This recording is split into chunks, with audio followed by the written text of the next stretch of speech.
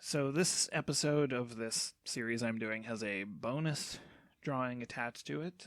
So this is the first bit here is actually just kind of a bonus thing. This is a drawing I did over a year ago. I don't actually remember when I did this, but I forgot that I recorded myself doing it and kind of came across the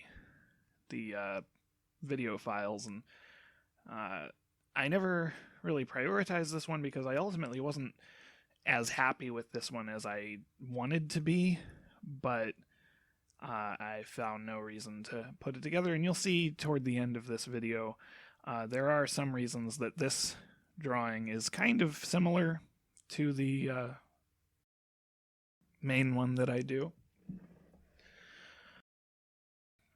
This was back when I was still doing this exercise that was I was giving myself an hour to do a character based on an animal, and I did a few. I think I did a video of a couple of them, but they're just pretty much an exercise and not really a fully realized composition or anything.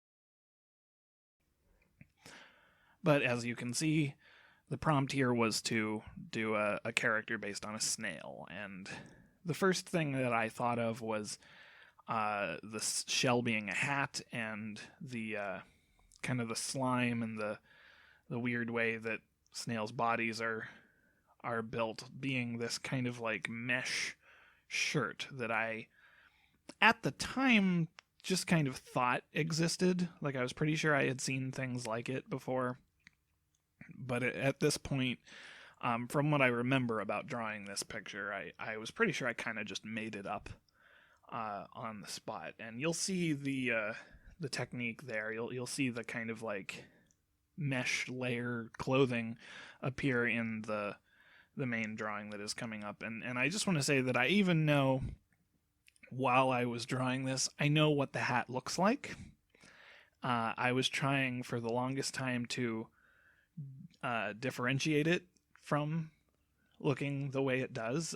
Ultimately, I scrap it and just make it a normal little like newsy cap because the headphones are enough. There it is. So the headphones are enough to like get the snail shell across, and then I just thought it was neat that this girl is sitting at this bar eating a bowl of strawberries, and this is Snail Girl. She doesn't really have much of a personality or a character or anything. As I said, this was just kind of an exercise I did. Never shared it with anyone, and decided why not throw it on this beginning thing. I don't even think I have a PNG file of the finished thing. I have it somewhere on a hard drive, I'm sure. But this is my Halloween character. I wanted to design sort of a modern witch.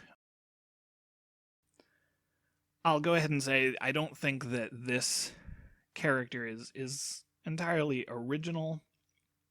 It's just sort of a girl in a witch's hat, and I give her a crystal ball.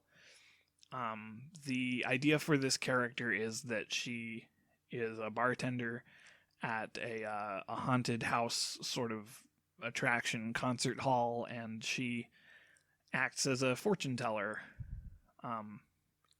because the idea being that like the trope of bartenders being somebody that always listens to people's problems, and she takes that and she'll give you like advice or something. She'll give you a reading based on that premise.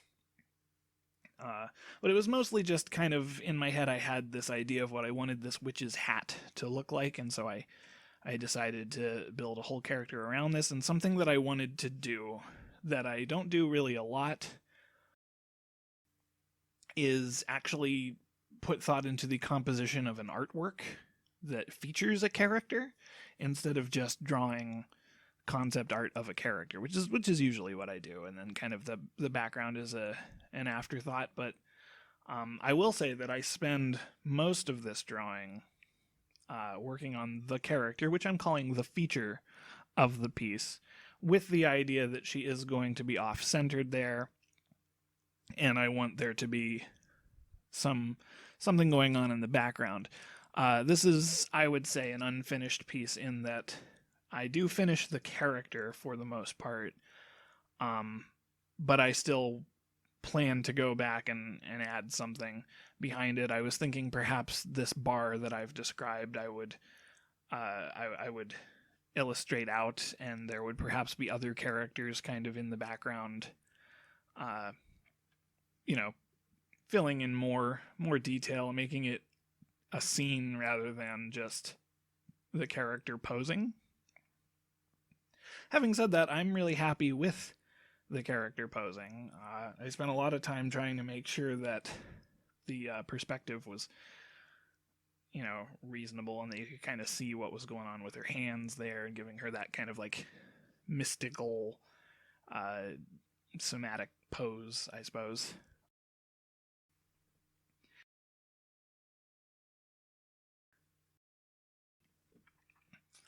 We're into the inking now.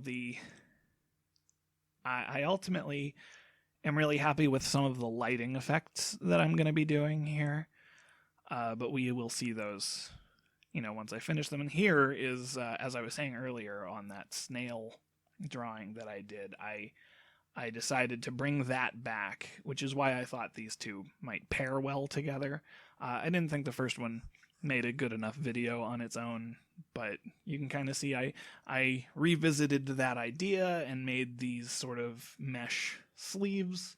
But this time I did actually do a little bit of research, and I looked up some like black prom dresses, and this is actually sort of a design I had seen of a dress that is out there, and I thought it looked nice enough. I did want to do more of kind of like a flowy skirt, instead of this like what I guess you would call a slip or something, this tight dress. And you can see down here on the near her hips, I have kind of this like waving, flowing, perhaps skirt shape sketched in there, and I don't end up keeping that, because it just kind of didn't make sense that she's just wearing some random thing on it, and that reveals yet another handicap of mine is fashion design. Sometimes I am limited in my really sort of my understanding of what makes things fashionable, and I tend to think pragmatically. I tend to think, okay, well, this character has pants and a shirt, and I guess they have a sword, so they'll have a sheath for the sword, or they have a gun, so they'll have a holster for the gun. But then I'm not very good at thinking about what does this character wear just as just as style, just to be stylish, because I tend to be very minimal in my own personal wardrobe, I suppose.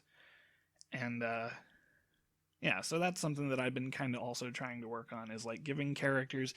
The other thing that I don't like doing, I don't like over-engineering costumes, and that I will watch some, some artistic things, some like anime and different cartoons and stuff, and sometimes the costumes look like they just have too much going on, and it doesn't make sense that some characters would wear certain things. Now, like, I would understand, this is a character that I'm drawing right now that I think would make sense that she would wear ornaments and accessories, because she's obviously a very stylish woman here.